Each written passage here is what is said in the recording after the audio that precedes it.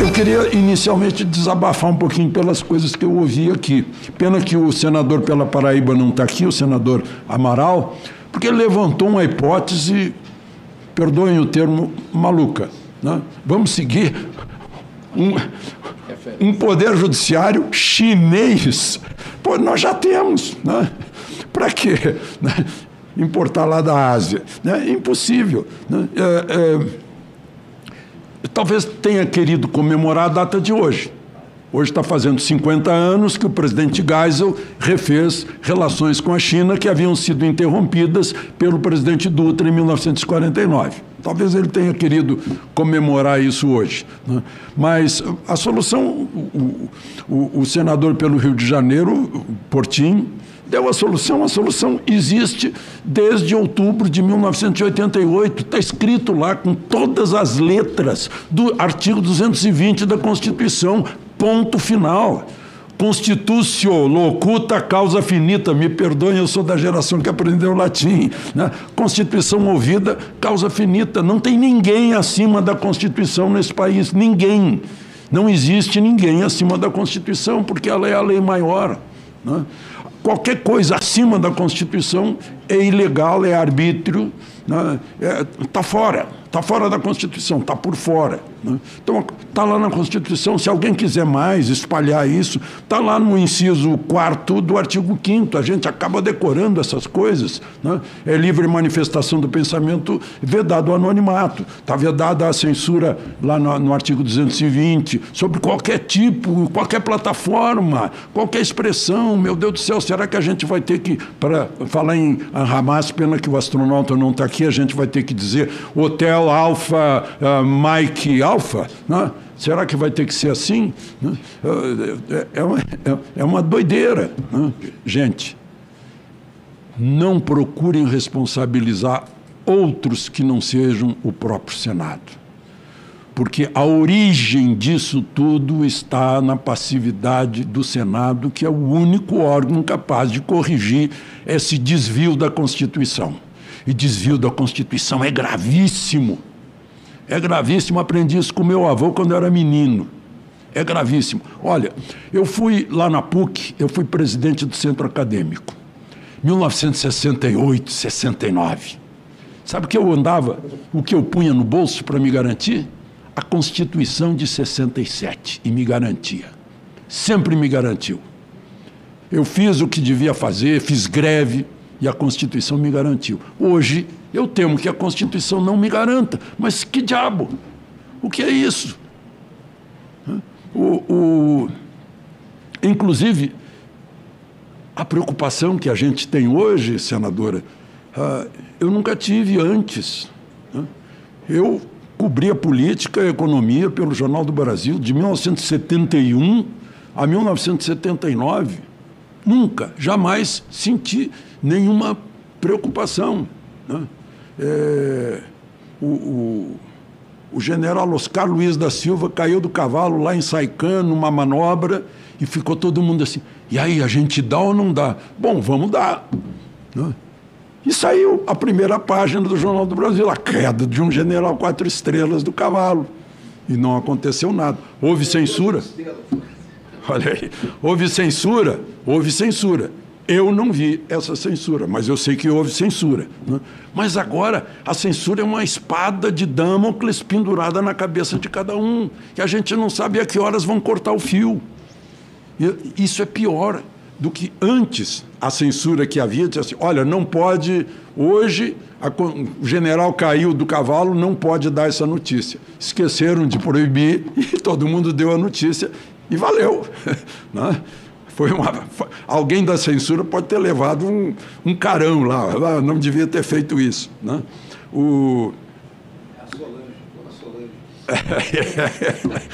Aquele mistério, né? Mas, então, gente, o senador Flávio mencionou que eu não fui porta-voz. Eu acho que tinha gente que pensava que eu ia ser porta-voz e 12 dias antes de começar o governo, me chamaram para dizer que eu não ia mais aparecer no vídeo, para não haver essa proximidade. Ó, o sujeito sai daqui, vai para lá, né? foi ótimo para mim, né? Hoje eu consigo sair na rua, né? Não ouço nenhum xingamento, nada, zero, ao contrário, né? Outro dia tinha um monte de carro parado no sinal ali na frente do Brasília Shopping, eu estava caminhando na calçada, todo mundo buzinando e acenando. Meu Deus, o que é isso? Eu não sou político, mas figura pública. E reconheço, senador Flávio, que eu sendo figura pública, como ensinou o ministro Alexandre de Moraes, eu tenho que aguentar crítica, sátira, ironia, tudo isso, porque eu me meti a ser figura pública. Isso faz parte, né? E tem que resistir, não ter chiliques aí de mandar prender a pessoa, né? Mas o que está acontecendo? Nesses anos todos de jornalismo, eu aprendi a me desviar da árvore para ver a floresta, para ver para que lado o vento está dobrando as árvores. Porque se a gente ficar ao lado de uma árvore só, a gente acaba ficando amigo da árvore, próximo da árvore, e pode ter problema na hora de ter a visão necessária para interpretar o que está acontecendo com a floresta. Então eu vejo, nesse caso de hoje, esse drama da Auriverde, né, dessa perseguição, eu vejo o seguinte, que de um lado tem a chamada mídia tradicional. Vamos chamar de tradicional, usar eufemismo, né? Que está de um lado, que tem um lado, que demonstrou durante todo o governo Bolsonaro que está de um lado, né? E agora está a favor do governo, e aí eu aplico o que eu li do Milor Fernandes. Jornalismo é oposição, o resto é armazém de secos e molhados, né? Bom, e aí eu vejo essa resistência. Jânio Quadros, lá na casa dele em Guarujá, me disse, quando eu perguntei para ele que erros o senhor cometeu e que não teria renunciado se não os tivesse cometido, ele me respondeu, a primeira coisa, eu dei as costas para os donos dos grandes jornais. Naquele tempo, o monopólio eram os grandes jornais. Depois ele deu as costas para o Congresso, né, e danou-se, viu que não tinha mais condições de continuar governando. Disse que desafiou Estados Unidos, Inglaterra, condecorando Che Guevara e tal. Mas era o monopólio da época. Hoje o monopólio é outro, é eletrônico. Esse monopólio sentiu a decadência dele na medida em que surgiu a nova ágora grega da democracia, que ganhou voz digital e tem alcance universal.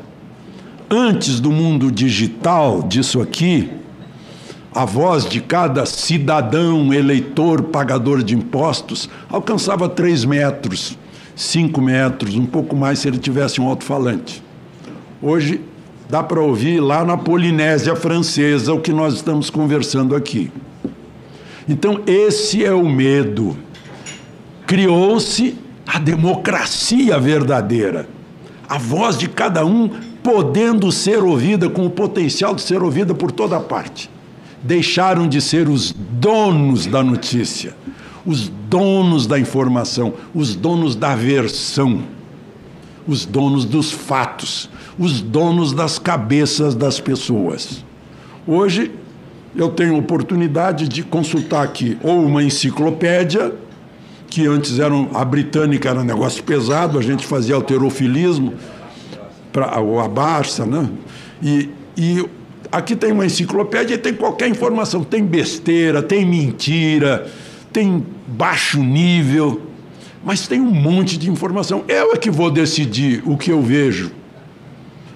Eu não preciso de tutor para escolher se eu posso ler a palavra Mike, Charlie, Oscar, November Hotel, Alpha. Não. Eu escolho, não preciso de tutor, porque eu sou cidadão. E isso aqui está botando na cabeça das pessoas essa palavrinha cidadania. Cidadania é o grão menor da democracia, junta tudo e forma a força do povo, que é o dono do Estado. Gente, o Estado não é nosso dono. Os senhores senadores são servidores do povo, usam o dinheiro do povo. estão a serviço do povo. O Estado está a serviço da nação. Eles não querem que o povo saiba disso, o povo mais humilde. Não, vai ter picanha, não, fica por aqui. Gente, não, tem que ter cumprimento da lei e da Constituição. A gente olha para um governo aqui hoje que não consegue botar 200 pessoas no comício, ele sentado na cadeira de presidente da República, porque ele não é querido. Ele já enganou o povo brasileiro algumas vezes. E essa foi a última que ele enganou em 2022. Enganou pobre, enganou rico.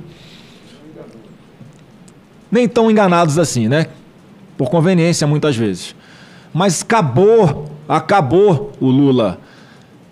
A expectativa que existia em torno daquele que seria o pai dos pobres está aí taxando pobre, metendo imposto na goela de trabalhador, dificultando a abertura de uma empresa própria, uma pessoa que não quer mais ser empregada, quer ser a própria patroa, de abrir a sua empresa, ser chefe de si mesmo, ganhar o seu dinheiro, quer recolher imposto, quer, mas não quer ser estuprado.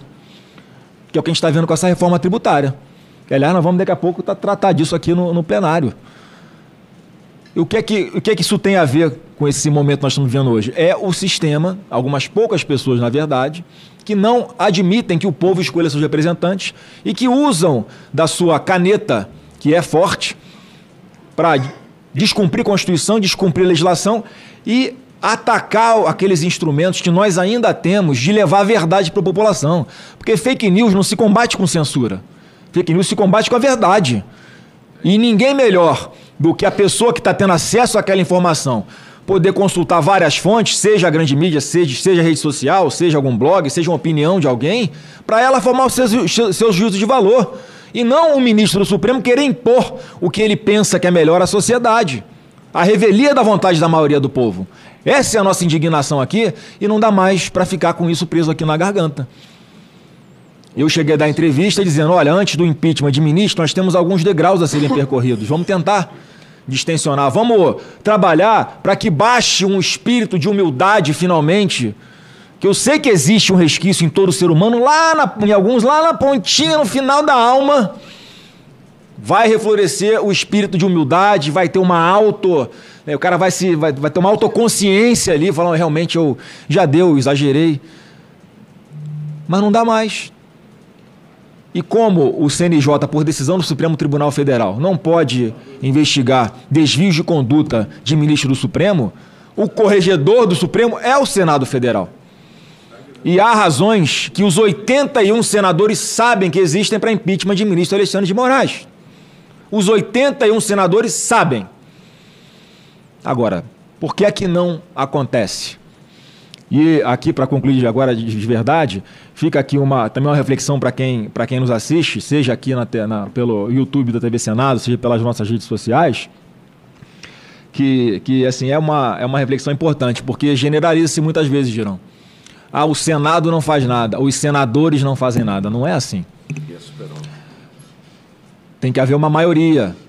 Para fazer o impeachment de ministro do Supremo, aqui no Senado tem que ter 54 votos dos 81 senadores. E para abrir ao presidente. Tem essa quantidade de votos hoje? Eu, sinceramente, no voto secreto, em função de tudo que está sendo mostrado sobre Alexandre de Moraes, eu acho que tem. Eu falei no tribunal ontem e repito aqui. Os ministros do Supremo têm que entender uma coisa. Esse corporativismo é mais nocivo ainda para a democracia. Porque não é o raciocínio errado que alguns têm, é o seguinte, se fizer o impeachment de um primeiro ministro supremo, na sequência vem os outros. Isso é mentira. Essa casa não é uma casa vingativa, revanchista. É uma casa que deveria ser legalista, constitucionalista. E se há esse medo, há esse receio, há proteção a eles lá, eles têm que ter a consciência que estão fazendo mal, eles estão se igualando ao Alexandre de Moraes. E, na verdade, nós aqui sempre defendemos a importância dos 11 ministros do Supremo Tribunal Federal que respeitem a Constituição, que respeitem o Senado, que respeitem a imunidade parlamentar, que respeitem a liberdade de expressão. Então não tem que ter medo disso. Se o cara, Alexandre de Moraes, está dando motivos claros, que toda a população sabe que existem, para que ele não é mais digno de sentar numa cadeira de Supremo Tribunal Federal, não está à altura dele, eu fico muito triste, Girão, quando eu vejo alguns ministros se levantando para defendê-lo por medo de estarem na sequência ali de sofrer um processo de impeachment. Isso não vai acontecer. Isso não vai acontecer. Então eles se rebaixam. E essa casa aqui, mais uma vez dizendo, eu acho que ela é a virada de chave para o resgate da democracia. Eu não sei se isso vai acontecer agora ou se isso vai acontecer em 2027. Quando eu tenho a convicção absoluta que, da maneira como nós estamos indo, o debate principal na eleição de 22 não vai ser saúde, educação, segurança. Vai ser impeachment de ministro. Isso é bom para a democracia? Não é. Alguém quer isso? Não queremos. Mas é inevitável. Não está no nosso controle. E por causa da postura deles, mais especificamente de Alexandre de Moraes, ele não pode querer continuar culpando o bolsonarista por ele não conseguir ir num restaurante com a sua família em paz para jantar, para almoçar, para fazer uma reunião. Tem que fazer congresso fora do Brasil porque aqui não tem ambiente. Não é culpa de bolsonaristas.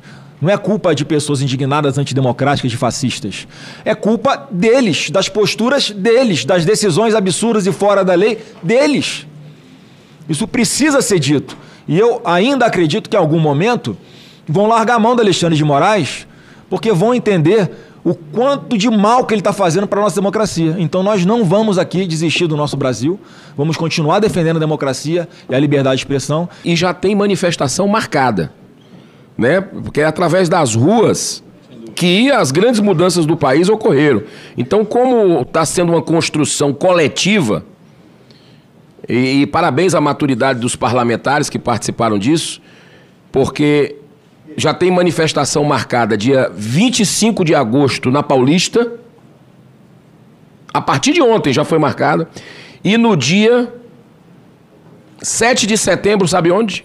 Em Belo Horizonte, Minas Gerais. E eu acredito que isso vai se espalhar pelo país, porque eu acredito que já deu. Você já viu que não é o Alexandre de Moraes, há todo um conjunto, né, que dá todo o apoio a ele, o próprio presidente do STF, né, que dá esse total apoio a ele. Então, passou do limite, cara. Não tem lógica. E eu fico impressionado com a atitude aqui do presidente do Senado, Rodrigo Pacheco. Cara, não tem lógica, né? O cara ficar 1 ano preso, 9 meses. O Silvinei precisava ir no médico, não deixaram. Mais de 2 meses com pedido para ir ao médico, com dor de cabeça, e teve familiares que teve problema com isso. Não conseguiu simplesmente ir ao médico. Então, pessoas, né, sem falar do Crezão, né, nosso aqui da Vicente Pires, amigo de todo mundo aqui em Brasília. Todo mundo vai, exatamente. Então, o Crezão já tinha pedido para liberá-lo, né, da Procuradoria da PGR. Nós estivemos na PGR antes de ontem, né? Mas eu vejo assim, há um sistema, né, que parece que há um conluio nessas questões, né? Agora, você falando aqui se falar ditadura da toga, não sei o quê, né? Eles já contrataram um sistema para acompanhar cada um o que está falando, né? E aí, cara, a gente fica quieto, né? Agora vem o Dino, ontem, e mexe em emenda impositiva, a pedido de Lula, lógico, porque não é óbvio que o Executivo não quer pagar a emenda impositiva individual. Não estou falando em outras emendas de PIX, essas coisas não. Estou falando da emenda individual, que foi uma conquista nossa, porque eu fui deputado 8 anos lá, nunca recebi uma emenda, porque eles têm a televisão lá na Casa Civil lá, e sabe, cada discurso que você fazia, uma cruzinha e um risquinho. Então nunca recebi. Aí a gente conseguiu avançar na emenda impositiva individual para que a gente tivesse uma distribuição republicana da coisa. E aí agora sai uma matéria dessa, né? E aí então o clima está muito ruim, né? Mas olha, eu estou sentindo que o povo está perdendo o medo e tem que perder esse medo, né? Nós temos que ir para a rua mesmo. Senadora Rosana Martinelli, a senhora está com a palavra, obrigado pela sua presença. Só cumprimentando os nossos Alexandres aqui presentes, tá? Faço questão de reiterar, né? Da nossa alegria, presidente, de estar aqui com eles, com ilustres, né?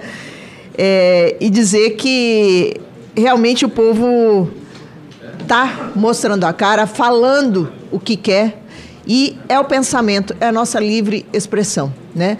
E por isso que o governo tem medo das mídias sociais, porque antes se pagava a grande mídia e o povo, e a gente ouvia, e nós não tínhamos conhecimento do que se passava na realidade. Hoje é diferente. E esse é o grande medo, que hoje o povo não consegue ser manipulado como éramos todos manipulados. Nós não tínhamos conhecimento. E hoje a realidade é diferente. Com as redes sociais, isso nos proporcionou uma liberdade. Claro que o exagero e não estamos aqui acobertando qualquer tipo de fake news. Mas nós estamos falando da livre expressão.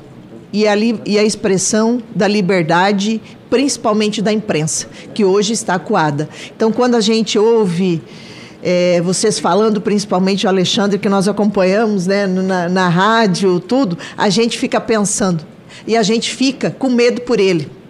Quantas pessoas que a gente ouve falar, meu Deus, será que não vai acontecer nada com o Alexandre?